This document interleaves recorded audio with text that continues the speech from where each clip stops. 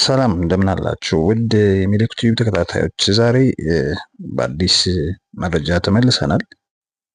የፌዴራል ፖሊስ ዛሬ ይዞት በወጣው መረጃ የኢትዮጵያ ፌዴራላዊ ፖሊስ አዶናይ ብርሃን የተባለውን ግለሰብ ወይም ደግሞ የቲክቶከር አሸናፊውን ግለሰብ በቁጥጥር ስር አውሎታልና ይህ ተጠርጣሪ ከዚህ በፊት በሚያሰራጫቸው ትንሽ ወጣ ባሉ ነገሮችና በአጠቃላይ አለባበስን በተመለከተ ለምርመራ እንደሚፈልግ እንዲሁም አብራው ብዙ ጊዜ ስታሳልፍ የነበረችው ጃኒን ጨምሮ ሁለቱም በቁጥጥር ስር ውለዋል ነው የሚባለው። አዲስ አበባ ታህሳስ 1 ቀን 2018 ዓ.ም ማለት ነው። በዚህ ቀን ነው የተያዙት። ስለዚህ የኢትዮጵያ ፌዴራላዊ ፖሊስ አዶናይ ብርሃንን የተባለውን ተጠርጣሪ በቁጥጥር ስር አውሎ ምርመራ እያጣራ መሆኑን ገልጿል ማለት ነው። አዶናይ ብርሃን በቁጥጥር ስር ሊውል የቻለበት ከኢትዮጵያ ሕዝብ ባህልና መልካም ስነ ምግባር በተቃራኒ በሕዝብ ዘንድ ተቀባይነት የሌለውን አስነዋሪ አለባበስ ለብሰው በአደባባይና በቴሌቪዥን ቀጥታ ስርጭት የታዩት 5 ተጠርጣሪዎች በቁጥጥር ስር በዋሉበት የወንጀል ጉዳይ ጋር በተያያዘ መሆኑን የኢትዮጵያ ፌዴራላዊ ፖሊስ አስታውቋል። እውቅናና ገንዘብ ለማግኘት ብቻ በማሰብ ሚዲያዎችን ኃላፊነት በጎደላቸው አኳኋን እየተጠቀሙ በተለይም ደግሞ ወጣቱ ትውልድ በመልካም ስነ ምግባር ተቀርጾ ሀገርን የሚጠቅሙ ተግባራትን እንዲያከናውኑና በተቃራኒው ግን በትውልዱ ላይ ርካሽ ባህል ለመጫን የሚደረገው ተግባር ለመከላከል የኢትዮጵያ ፌዴራል ፖሊስ የጀመረውን ምርመራ አጠናክሮ እንደሚቀጥል ያስታውቃል ሲል መግለጫ አውጥቷል ማለት ነው። ስለዚህ ከዚህ በፊት የታሰሩትን 5 ሰዎች ጨምሮ እና አዶናይም እነዛን ተቀላቅለዋል ማለት ነው። ምንድነው እንግዲህ ከባለፈው ቀን ጀምሮ በተለይ ደግሞ ይሄ ጋዜጠኛ ሶፎንያስ እንደዚህ አይነት አስነዋሪ ድርጊቶችን አድርገዋል ከተባለበት ጊዜ ጀምሮ ብዙ ማህበረሰቡ ብዙ ኮምፕሌኖችን እያሰማ ነበር። ይህን ጉዳይ መንግስት በጣም መመርመር አለበት። በአጠቃላይ የሶሻል ሚዲያ ፕላትፎርሙ ብዙ ነገሮችን እየሳተ ነው። ስለዚህ በእያንዳንዱ ነገር ላይ ቅጣትና ወንጀል የሚሰሩ ሰዎችን መቀጣጫ ካልተደረገ መጨረሻው አያምርም። ልጆቻችን ወደ መጥፎ አቅጣጫ እየሄዱ ነው የሚባል ኮምፕሌኖች በብዙ አቅጣጫ ሲመጡ ቆይተዋል እና ይሄ ጅማሮ እንግዲህ ምናልባት ነገ ከነገ ወዲያ ሶሻል ሚዲያን እንዴት መጠቀም እንደምንችል በደንብ አድርጎ የሚያመላክት ነው ማለት ነው እና ብዙ የተለቀቁ መጥፎ የምዕራባውያን ባህልን ሙሉ ለሙሉ ለመውረስ የተደረገበት የሽግግር ሂደት ነበር የሚያሳየው በአጠቃላይ ማለት ነው። እነዚህ ደግሞ ተንከባለው ሂደው ምንድነው የሚያደርጉት? በአጠቃላይ ባለማወቅ ብዙ ሰዎችን በተለይ ደግሞ እድሜያቸው ትንሽ የሆኑትን ሰዎች ወይም ደግሞ ገና በቲኔጀር ያሉትን ልጆች የመቅረጽና ቶሎ የመማረክ ባህሪ ስለሚኖረው እነዚህ ጉዳዮች በደንብ መታየታቸው እና በእርግጥም ጥሩ የሆነ ምርመራ ይደረጋል የሚል እምነት አለኝ ማለት ነው። ማንም ሰው ጥፋተኛ ከሆነ ጥፋቱን በሕግም አግባብ የመጠየቅ ግዴታ ስላለበት እንደዚህ አይነት ነገሮች ተመርምረው ትክክለኛ ውሳኔ ማግኘታቸው ለሕዝቡም ለማህበረሰቡም ሀገርም ደግሞ በጥሩ ሁኔታ እንድትቀጥል ለማድረግ ከፍተኛ አስተዋጽኦ ይኖረዋል ማለት ነው። ታስታውሱ ከሆነ በጋዜጣዊ መግለጫ በሚመስል መልክ ሰግጥ ፈምስ የሚል ቱር ሁሉ ተዘጋጅቶ ሙሉ ኢትዮጵያን ሊዞሩ እንዳሰቡና በዚህም ወጣቱን በየትኛውም ነገር ለማግኘት ከፈለገ መሰገጥና መፈመስ እንደሚችል እሱን ደግሞ እንደ ሮል ሞዴል ተደርጎ አዶናይን በማሰብ ይህን አይነት ቱር ታስቦ እንደነበረ ታስታውሳላችሁ። በዚህ ላይ አምባሳደሮች አሉ፣ ይህን አዘጋጆችም አሉ። እነዛ ኢቨንት ኦርጋናይዘሮች ወይም ደግሞ እንደዛ አይነት ነገር ያዘጋጁ ሰዎች አላማው ከምን አንግል እንደሚሆን በእርግጠኝነት ያው የፌዴራል ፖሊስ እነሱ ጋርም ጥያቄ ማንሳቱ አይቀርም ብዬ አስባለሁ።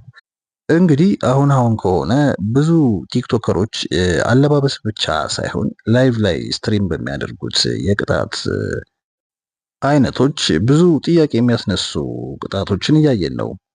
ብዙዎቹ ላይቭ ላይ መሳሳም ሊሆን ይችላል፣ የተለያየ ሀፍረተ ስጋቸውን የሚያሳዩ ነገሮች ማድረግ ሊሆን ይችላል።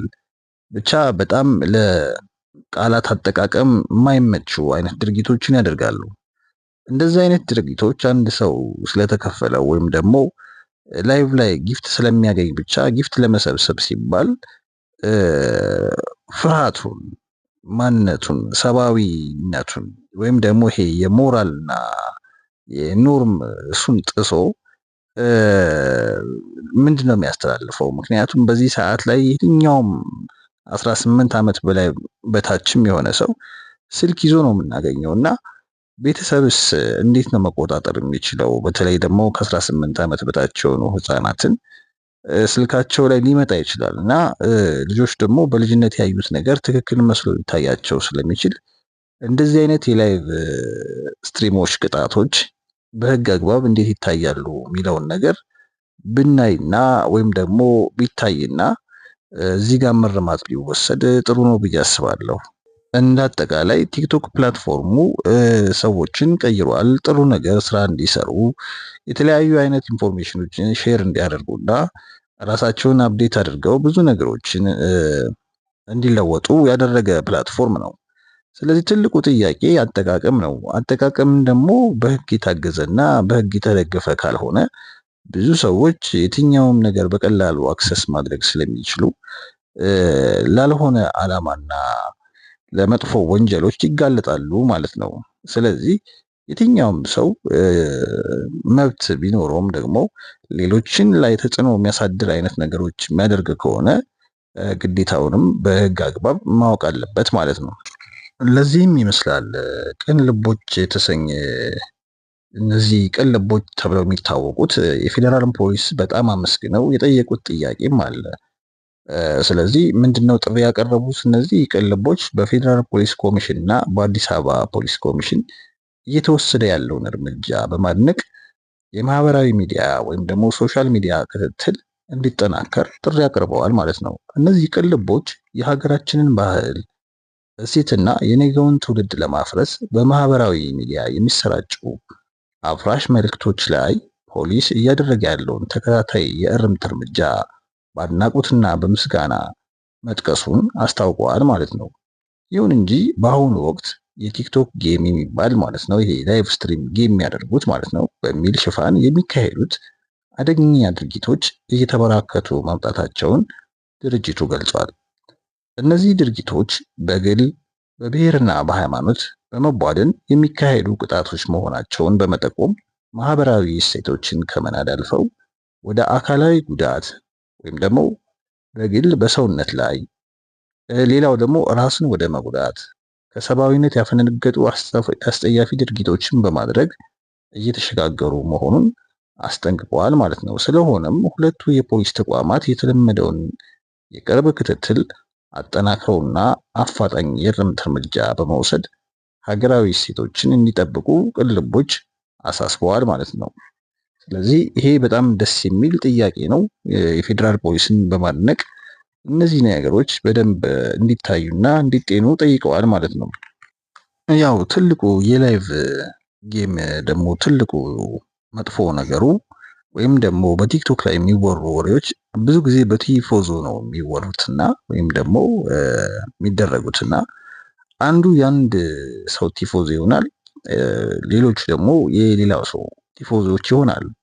ስለዚህ በነዛ ሁለት ሰዎች ምክንያት ብዙ ሰዎች አላስፈላጊ የሆኑ የቃል ልውውጦችን፣ ኃይለ ቃሎችን፣ ስድቦችን፣ ሌሎችንም አይነት ነገሮች ሊፈጽሙ ይችላሉ እና ምንድነው ትልቁ ነገር በዚህ ጊዜ አንዱ የአንዱ ቲፎዞ በሚሆንበት ሰዓት ጊዜ አላስፈላጊ የሆኑ ያለመግባባት ነገሮች ሊፈጠሩና ጥሩ ያልሆነ የፉክክር መንፈስ ያመጣል።